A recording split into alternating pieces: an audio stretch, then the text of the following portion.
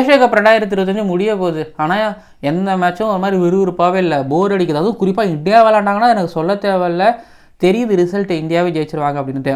அப்படி தானே சொன்னீங்க, கேட்டிங்கள்ல? பாருங்கள், சூப்பரான மேட்ச் ஒன்று கொடுத்துருக்குறாங்க, சூப்பர் ஓவர் மேட்ச் ஒன்று கொடுத்துருக்குறாங்க. ஆனால் சொல்லலாம் கிரிக்கானதா சூப்பர் ஓவருமே அப்படின்னு நீங்கள் சொல்லலாம். இப்போ பாருங்கள், 20வது ஓவர் வரைக்கும் ஒரு மாதிரி த்ரில்லராக ஒன்று இருந்துச்சுல்ல, அதுக்கப்புறம் உங்களுக்கு அந்த சூப்பர் ஓவர் ஆரம்பிக்கிற மாதிரி ஒன்று இருந்துச்சுல்ல, அவ்வளோதான் பஸ்ஸு. அதுக்கு மேலே நீங்கள் என்ன பஸ்ஸு அப்படின்னு தான் நான் சொல்லுவேன். பட் இந்த மேட்ச்சில் இந்தியா ஜெயிச்சிருக்கிறாங்க, சூப்பர் ஓவர் போய் ஜெயிச்சிருக்கிறாங்க.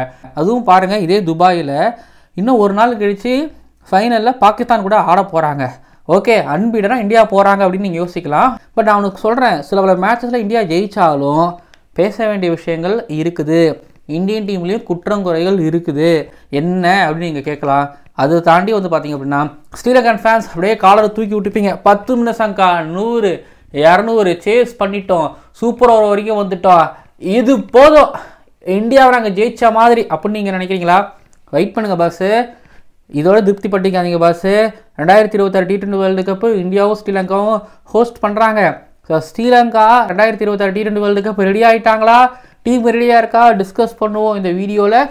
கண்டிப்பாக முழு வீடியோவை பாருங்கள். ஏதாவது எதிர்கருத்துக்கள் இருந்தால் தாராளமாக நீங்கள் தெரிவிங்க. சேனலுக்கு நீங்கள் புதுசாக வந்திருக்கீங்கன்னா மறக்காமல் சப்ஸ்கிரைப் பண்ணுங்கள், பக்கத்தில் இருக்க பெல் ஐக்கனை கிளிக் பண்ணுங்கள். அப்புறம் அந்த ஹைப்னு ஒன்று இருக்குதாம்ல, அதையும் பண்ணி விடுங்க. ஓவருக்கு 6 பால் தான், ஆனால் நோ பால் போட்டால் 7 பால். ஐபிஎல் பப்பியா ஜெனரல் லேடிஸ் அண்ட் ஜென்டில்மேன், இந்த ஏஷியா கப் 2025 ஏஷியன் ஃபேமிலியில் சூப்பர் 4 துபாயில் நடந்து முடிஞ்ச இந்தியா வர்சஸ் ஸ்ரீலங்கா மேட்சோட அனாலிசிஸ் அண்ட் ரிவ்யூ. அப்புறம் இன்றைக்கி சாயங்காலம் இந்த ஏஷியா கப் 2025 ஃபைனலோட இந்தியா வர்சஸ் பாகிஸ்தான் மேட்சோட ப்ரிவ்யூ ஆன் தி வேல இருக்குது. காண தவறாதீர்கள் அப்படின்னு சொல்லிட்டு இந்த மேட்சோட ரிவ்யூவுக்கு போயிடுறேன்.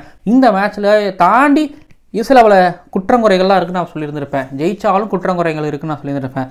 நீங்கள் நல்லா கவனிங்களேன், இந்த மேட்ச்சில் பும்ரா இல்லை. பும்ரா இல்லாமல் பாருங்கள், பும்ரா 4 ஓவர் போடுவார், எக்கனாமிக்கலாக இருப்பார், ஒரு 10 டாட் பாலாவது போடுவார், அது 25 ரன் இல்லைங்க, மினிமம் வந்து 28 ரன் கொடுப்பாருன்னு கூட நீங்கள் வச்சுக்கோங்க, 2 விக்கெட்டு எடுப்பார். ஸோ பும்ரா இல்லாமல் இந்தியா பவுலிங் போட்டிருக்கிறாங்க. அதாவது ப்ரெஷரை வந்து பார்த்தீங்க அப்படின்னா பவுலர்ஸ்களுக்கு மட்டும் கிடையாது, நான் பேட்டிங்க்கு தான் நான் சொல்லுவேன். இங்கே தான் வந்து பார்த்தீங்க அப்படின்னா நான் உங்ககிட்டேருந்து கொஞ்சம் வித்தியாசப்படுவேன்னு நான் சொல்லுவேன். என்னென்னா நீங்கள் சொல்லலாம் பும்ரா இல்லாமல் போட்டிருக்கிறாங்க, பவுலர்ஸுக்கு தான் ப்ரெஷர். இல்லை, ஒட்டுமொத்த டீமுக்குமே ப்ரெஷரு. இங்கே பாருங்கள், பேட்டிங் பவுலிங் டிபெண்ட் பண்ணியிருக்கு, பவுலிங் பேட்டிங் டிபெண்ட் பண்ணி இருக்குது. அதாவது பேட்டிங் அடிக்கிற ஸ்கோரை தான் பவுலர்ஸ் டிஃபெண்ட் பண்ணுறாங்க, பவுலர்ஸ் டிஃபெண்ட் பண்ண ஸ்கோரை தான் பேட்டர்ஸ் சேசிங்கில் அடிக்கிறாங்க. ஸோ இப்போது நமக்கு டீமுக்குள்ள பும்ரா இல்லை. ஸோ பும்ரா இல்லாததால் நம்ம எவ்வளோ ரன் அடிக்கணும் அப்படின்னு ஒன்று இருக்குது இல்லை. இத்தனைக்கும் நீங்கள் ஹர்திக் பாண்டியா 1 ஓவர் தான் போட்டார். ஸோ 3 ஓவர் போட்டால் அவர் போடலை. ஸோ ஆக மொத்தத்தில் எக்ஸ்பீரியன்ஸ்டு சீனியர் பவுலர்ஸுகள் வந்து ஒரு 7 ஓவர் போடாமலே இந்தியா வந்து ஒரு 202 ரன் வந்து பார்த்தீங்கன்னா டிஃபெண்ட் பண்ணியிருக்கிறாங்க. ஸோ ஹர்திக் பாண்டியா போட மாட்டேங்கிறது முன்னாடியே தெரியுமான்னு எனக்கு தெரியல. ஆனால் பும்ரா இல்லாமல் வந்து பார்த்தீங்க அப்படின்னா இந்தியா அடிச்சிருக்கிற அந்த 202 ரன்னுங்கிறது கம்மி. இந்த கண்டிஷன்ஸில் இது ரொம்ப ரொம்ப கம்மி.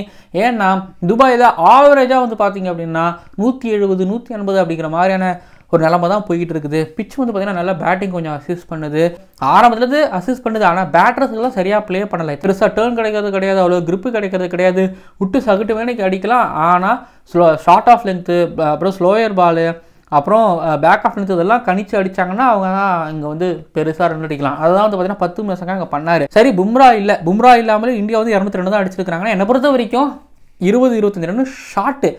பும்ரா இருந்தாருன்னா 202 தாராளமாக போதும். ஆனால் பும்ரா இல்லாமங்கும் போது ஒரு ஸ்கோர் ஒன்று செட் பண்ணியிருக்கோம்ல, அதை இந்தியன்ஸ் தவற விட்டாங்க. அது யாரார் தவற விட்டாங்க? சூரியகுமார் யாதவ் தொடர்ந்து சொதப்பிட்டே இருக்கிறாரு. ஏஷியா கப்பில் 50 அடித்தார் நீங்கள் ஒன்று சொல்லலாம். ஆனால் யோசிச்சு பாருங்கள், ஐபிஎல் அடித்தார், அதுக்கு முன்னாடி சொதப்பினார், அப்புறம் திரும்ப ஐபிஎலுக்கு அப்புறம் திரும்ப சொதப்ப ஆரம்பிச்சிருக்கிறாரு. சூரியகுமார் யாதவுக்கு யாராவது மும்பை இந்தியன்ஸ் ஜெர்சி போட்டு விடுங்க, அடிக்கிறாரான்னு பார்ப்போம். அந்த அளவுக்கு தான் இப்போ சூரியகுமார் யாதவோட பேட்டிங் அப்படிங்கிறது இருந்துகிட்டு இருக்கு. சரி, இவ்வளோ ஒருத்தவர் அப்படின்னா இன்னொரு பக்கம் சுப்மன் கில். ஒரு மீம் ஒன்று பார்த்தேன், சுப்மன் கில் உனக்கு சான்ஸ் கொடுத்துருக்குறாங்க, திட்டுனாலும் எங்கே நீ திடீர்னு அடிச்சிருவோன்னு பயமாகவும் இருக்குது, அடிக்கவும் மாட்டேன் அப்படின்னு ஒரு மீம் போட்டிருந்தாங்க. லிட்டரலி அப்படி தான் இருக்குது. திடீர்னு அடிக்கிறாரு, திடீர்னு அவுட் ஆகிறாரு. பட் ஆனால் நீங்கள் தீக்ஷனா பிடிச்ச கேட்ச் நல்ல ஒரு கேட்ச்.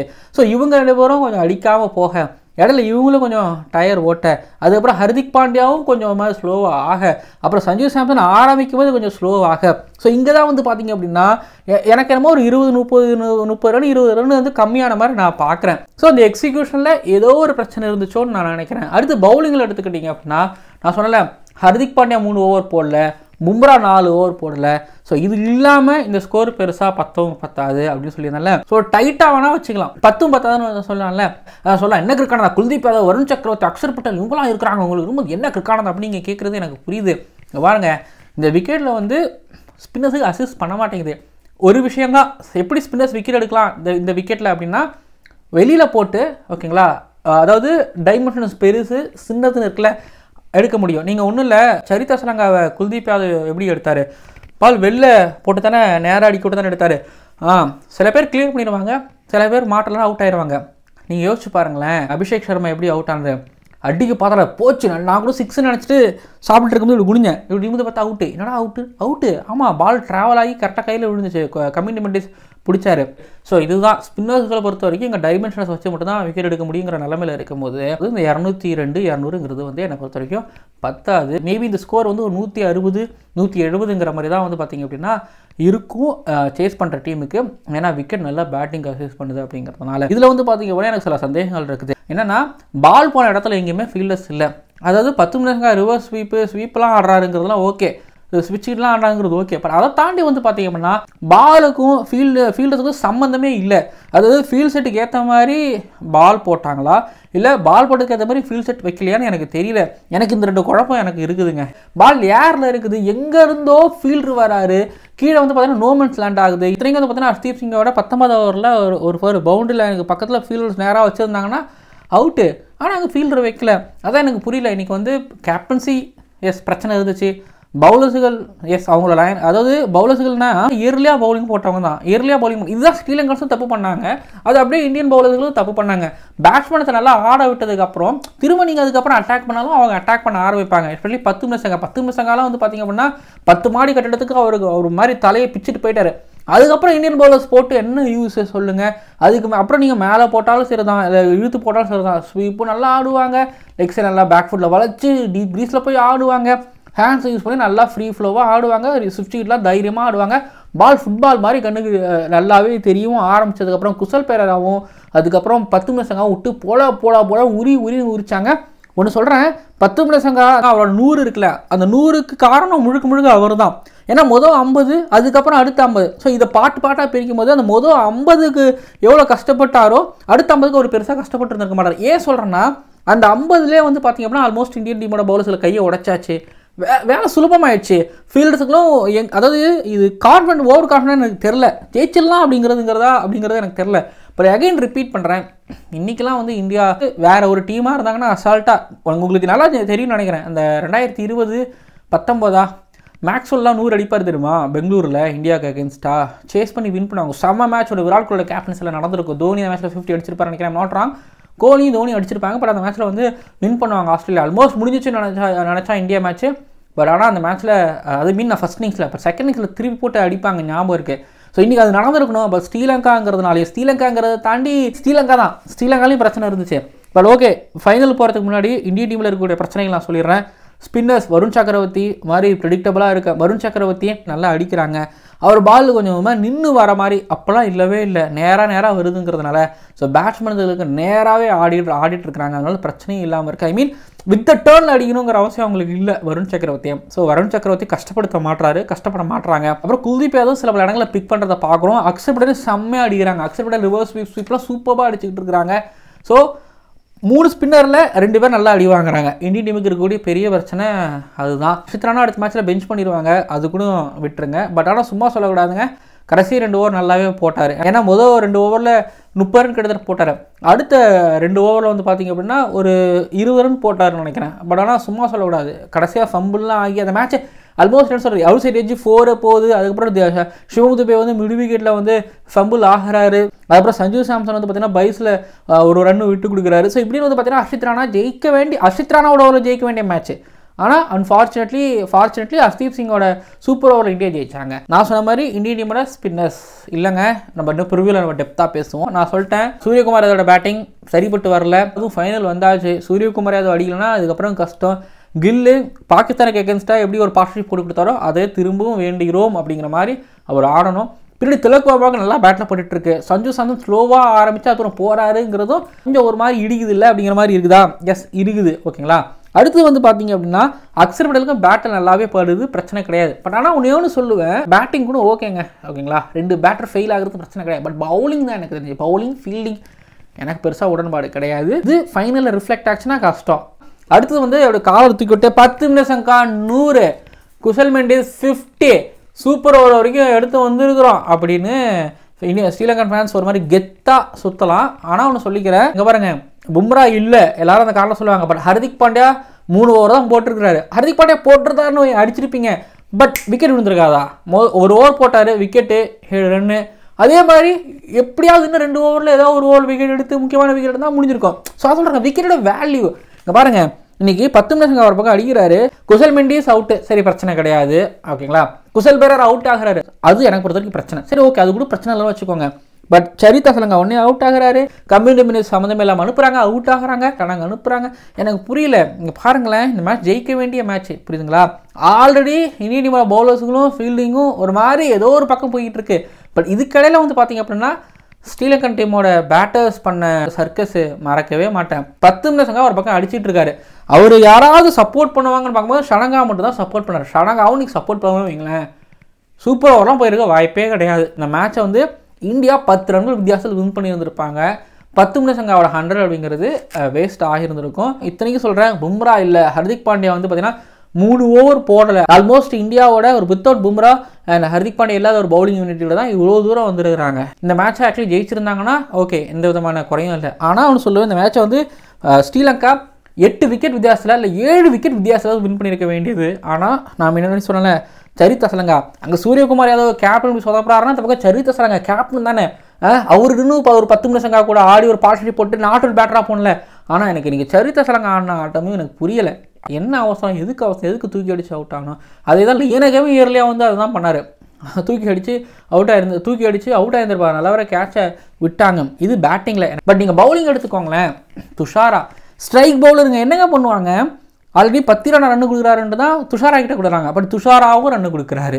ஒரு கேப்டனுக்கு என்ன தான் பண்ணுவார்? நான் திரும்ப ஒரு கேப்டன் என்ன தான் பண்ணுவார்? சரி, சூரியகுமார் அதை கொஞ்சம் லைட்டாக திணற, சஞ்சு சாம்சன் கொஞ்சம் ஸ்லோவாக, அதனால மட்டும் தான் கொஞ்சம் சில இடங்களில் ரன்ஸ் கம்மியாச்சு. மற்றபடி வந்து பார்த்தீங்கன்னா இந்தியா அடிச்சுக்கிட்டே தான் இருந்தாங்க. 8 run 9 run 10 run 8 run 9 run 10 run வந்துக்கிட்டே தான் இருந்துச்சு. ரன் ஃப்ளோ அப்படியே அங்கங்கே கட் பண்ணுற மாதிரி இருக்கலாம், ஆனால் ரன்ஸ் வராமல் இல்லவே இல்லை. ஸ்ரீலங்கா ஃபேன்ஸுகளுக்கு கடைசியாக சொல்லி முடிச்சிடறாங்க. பாருங்கள், 2026 T20 வேர்ல்டு கப்புக்கு டீம் ரெடியானா இந்த டீம் ரெடி. ஆனால் இந்த டீம் வந்து விக்ட்ரி அப்படிங்கிற ஒரு இந்த மேஜிக்கை அவங்க பக்கம் எடுத்துகிட்டு வரணும். நீங்கள் பாருங்கள், குசல் மெண்டிஸ் சீனியர் பிளேயர், அவர் இன்றைக்கி ஆடலை, நல்லா ஆடி இருக்கணும், ஆடலை, சொதப்பிட்டு வந்துட்டு இருக்காரு. நல்ல 10 நிமிஷங்க அன்றைக்கி அடித்தார்.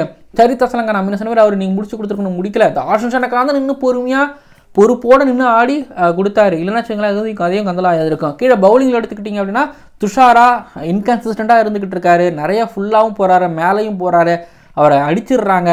ஸோ துஷாரா ஒரு பக்கம்னா துஷ்மந்தா சமீரா தனியாக மட்டும் போட்டிருக்காருங்க, அதை பார்க்க முடியுது. பட் ஆனால் அவங்களோட ஸ்பின்னர்ஸ் இல்லைங்க, எனக்கு தெரிஞ்சு ரொம்ப மாதிரி இம்ப்ரெஸ் பண்ணுறாங்க. ஸ்ரீலங்கா பொறுத்த வரைக்கும் மோசமான டீம் வச்சிருக்கல, ஆனால் இந்த டீம் விக்ட்ரியை பெறுறதுக்கான அந்த ஒரு விஷயத்தை அவங்க பக்கம் எடுத்துகிட்டு வர மாட்டாங்க, அதனால தான் தோக்கவும் செய்கிறாங்க. ஸோ 2026 T20 வேர்ல்டு கப் பொறுத்த வரைக்கும் இதுதான் நிலைமை. ஸ்ரீலங்கா இப்படி தான் இருந்துக்கிட்டு இருக்கிறாங்க. ஸோ இனி ஒரு மேட்சுகளில் வந்து பார்த்தீங்கன்னா குசல் மெண்டிஸ் வந்து அவர் எப்பவுமே ஒரு 50 ரன் அடிப்பார்ல, அந்த மாதிரியோ இல்லைனா ஒரு 50 ரன் பார்ட்னர்ஷிப் போடணும். சரித் அசலங்கா அந்த மாதிரி சேஸ் பண்ணும்போது அவங்க ரோலை அவங்க சரியாக பண்ணணும்.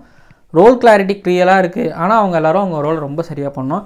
எனக்கு ஸ்ரீலங்காவை பொறுத்த வரைக்கும் பவுலிங்கும் கொஞ்சம் ஒரு மாதிரி ஓட்ட உடசலாக இருந்தது, பேட்டிங்கும் 10 நிமிஷங்காவால் இன்றைக்கி இருந்தது. பட் அதுவும் ஒரு ஓட்ட உடசலாக தான் நான் பார்க்குறேன். பட் ஆல்மோஸ்ட் 10 நிமிஷங்காக மிகப்பெரிய சொல்லி சூப்பராக ஆனார், தைரியமாக ஆனார். அதே போல் குசல் பெரேராவும் நல்லா ஆனார்.